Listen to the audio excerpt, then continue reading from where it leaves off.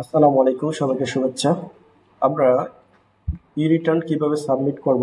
আমাদের প্রত্যেক বছর আমাদের রিটার্ন জমা করতে হয়। সেই রিটার্ন অর্থ বছর আমরা রিটার্ন সাবমিট করব।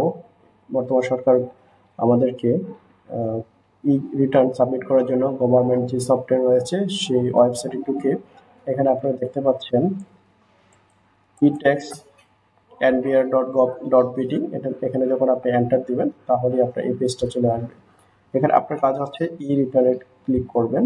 ক্লিক করার পরে আপনি যদি রেজিস্টার্ড হয়ে থাকেন, যদি আপনার সিম রেজিস্ট্রেশন করে থাকেন, সেক্ষেত্রে আপনার প্রথমে যে কাজটা করতে হবে, রেজিস্ট্রেশন করা না থাকলে আপনার মোবাইলের সিম নাম্বার দেবেন, টিন নাম্বার দিয়ে এখানে আপনি আই এম নট রেজিস্টার্ড যদি হন, জাস্ট এখানে ক্লিক করবেন।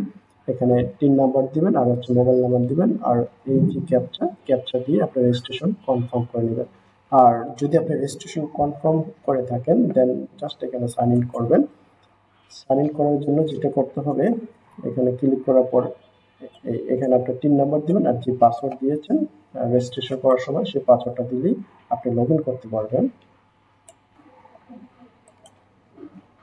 এখন আমরা লগ ইন করে নিলাম আমাদের এই ফর্মের, যিনি রেজিস্ট্রেশন করা হয়ে গেছে অলরেডি। জাস্ট একটু ওয়েট করেন। এই যে আপনারা যে পেজটা দেখতে পাচ্ছেন, এই পেজ আসার পরে যে কাজটি করবেন, প্রথম হচ্ছে যে রেগুলার ইটিন এখানে সিলেক্ট করবেন।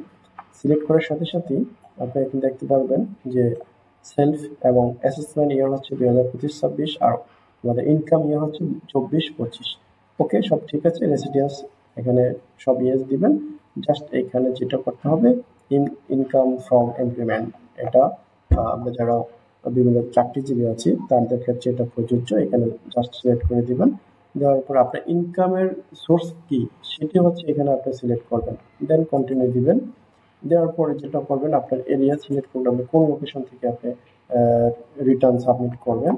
দেন আমি এখানে দিয়েছি আদার্স এরিয়া, দেন ট্যাক্স রিবেট ইয়েস, ওকে, দেন আমি কন্টিনিউ দিব। কন্টিনিউ দেওয়ার পরে আমার এক বছরের যে আপনার এক বছরের স্যালারি যে ইনকাম হয়েছে এখানে সকল তথ্য এন্ট্রি দিতে হবে। বেসিক স্যালারি থেকে শুরু করে যা যা রয়েছে এখানে আপনার সংস্থা কর্তৃক যে প্রভিডেন্ট ফান্ডের পিএফ সুদ সেটা এখানে এন্ট্রি করতে হবে, এবং ভবিষ্যৎ প্রদত্ত তহবিল চাঁদা যেটা এখানে রয়েছে এন্ট্রি দিতে হবে। দেওয়ার পর সেভ এন্ড কন্টিনিউ দিবেন। তারপর হচ্ছে আপনার রিবিট নিতে হবে।